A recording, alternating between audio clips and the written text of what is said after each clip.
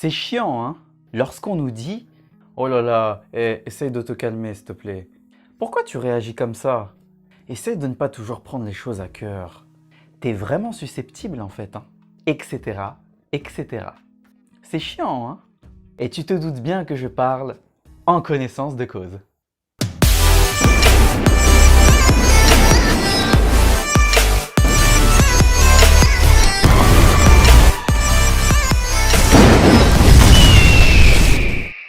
Alors certes, mesdames et messieurs, surtout mesdames et messieurs hypersensibles, on ne change pas sa sensibilité, on change son rapport, sa relation à sa sensibilité. En somme, nous ne pouvons pas apprendre à devenir moins sensibles, mais nous pouvons apprendre à réagir autrement, avec son entourage, avec les autres de manière générale. C'est ce qu'on appelle communément la maîtrise de soi. Alors selon moi, il y a 4 conditions fondamentales pour transformer son rapport à sa sensibilité, pour développer son mental. Premièrement, il faut avoir conscience, c'est-à-dire connaissance, par introspection, des problèmes que peut occasionner ta sensibilité. Si tu n'as pas conscience, connaissance de ce qu'il y a à changer, tu ne sauras pas quoi changer. Et donc, tu ne changeras rien. Deuxièmement, la volonté. Il faut vouloir changer, en fait. Si tu ne veux pas changer, bien tu ne changeras pas, tu n'évolueras pas, tu ne grandiras pas, effectivement. Troisième condition fondamentale, du courage.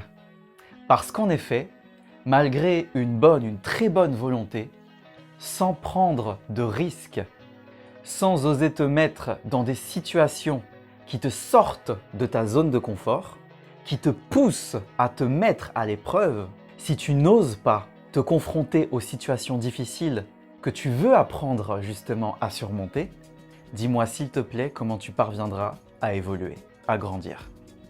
Et enfin, la 4e condition pour transformer son rapport à sa sensibilité, pour développer son mental, si je te parle du fait d'accepter que l'on apprend tout au long de sa vie, à n'importe quel moment de sa vie, à partir du moment où on le souhaite véritablement.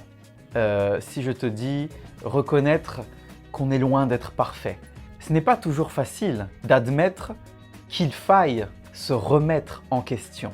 C'est pas toujours facile de se regarder devant le miroir et de compter ses nombreux défauts, par image. Mais c'est pourtant l'une des véritables conditions fondamentales pour pouvoir se transformer, grandir, évoluer. En tous les cas, devenir une meilleure version de soi-même.